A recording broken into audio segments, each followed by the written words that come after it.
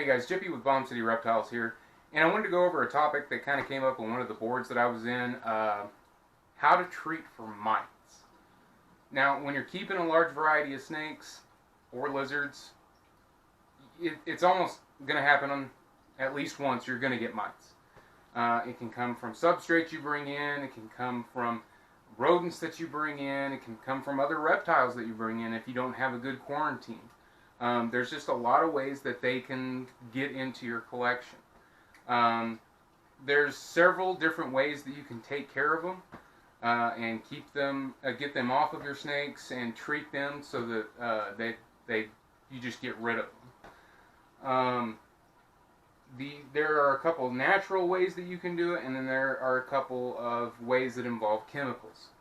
One of the ways, if the infestation is not that bad, you can use like olive oil, rub it up and down the snake, completely clean out their cage. You can treat them like that a couple of times. It just makes the surface slick so that the mites just can't hold on and they fall off. They can't climb back on. Usually takes a little while, just constant treating with olive oil, just so that they don't have that foothold and can't get right back on the snake and continue feeding on them.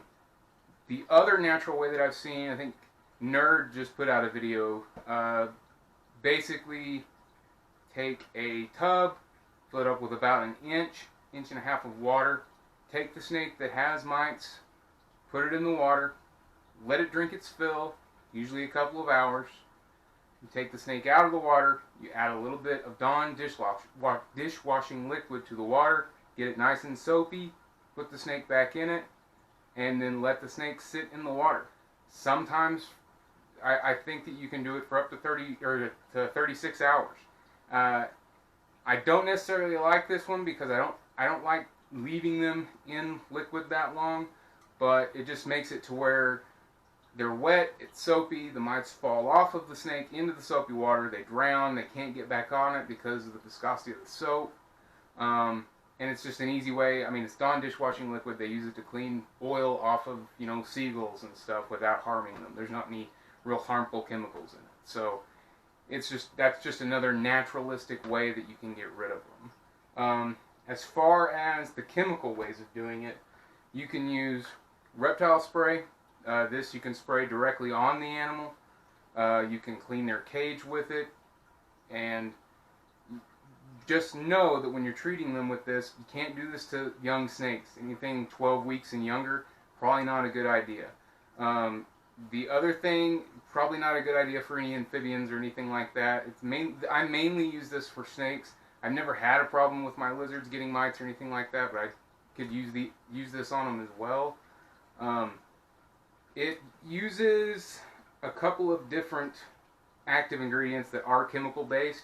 So constant treating with this may cause some health issues. I'm not sure. Just know that if you have a large collection, you treat one snake for mites, especially with chemicals, you might as well treat the entire room and the entire collection. Mites can move pretty fast. If they know that the host that they're on is not sustainable, isn't a good place to be, they'll move to the next cage.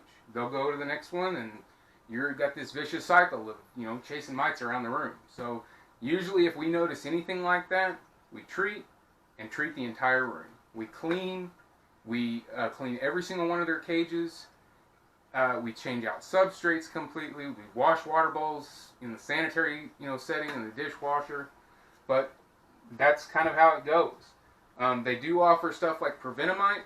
Prevenamite is basically one of those ones that after you've gotten rid of the mites, after you've cleaned out the substrate and everything's fine, whenever you do substrate changes or just cleaning in general, you can use this, spray it down, make sure it dissipates completely before you put the snake back in their cage. Do not spray with a water bowl in there. That's the other thing with most chemical stuff. They're going to be without water for about a day, just 24 hours, because you don't want them getting in the water bowl like they usually do when they're soaking to get rid of the mites when they've got this chemical all over them, and then drink it. So you have to take the water away. The other way that I've seen is you dilute Nix.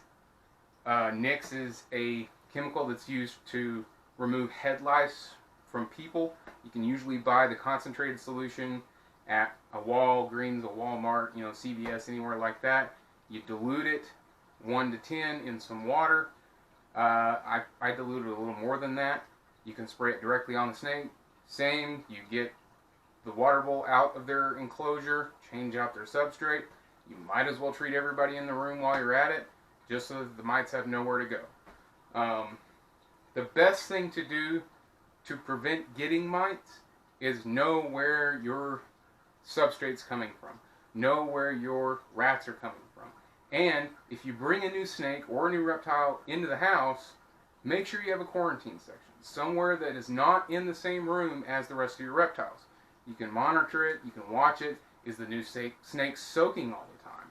And when you pick it up and look at it, does it have dots all over it? When you take your hands off, is there little bitty bugs crawling? Just different things like that. You can treat them while they're in quarantine and not spread it to the rest of everybody else. It's a good thing for mites. It's a good thing for any, contractable diseases that snakes might carry. Lung, any kind of upper respiratory infections or anything like that, because you do not want that spreading, especially if you have as much money invested in your collection as I do. So, if you guys got questions, feel free, hit me up. Give us a like, give us a comment, give us a subscribe, and we'll catch you on the flip side.